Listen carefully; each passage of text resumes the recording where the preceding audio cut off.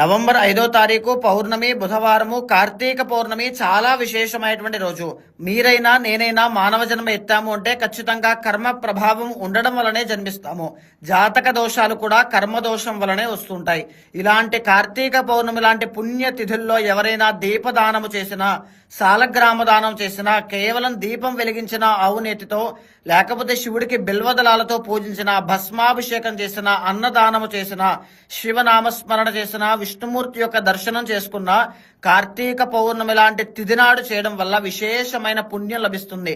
కర్మ అంతా కూడా తొలగిపోతూ ఉంటుంది.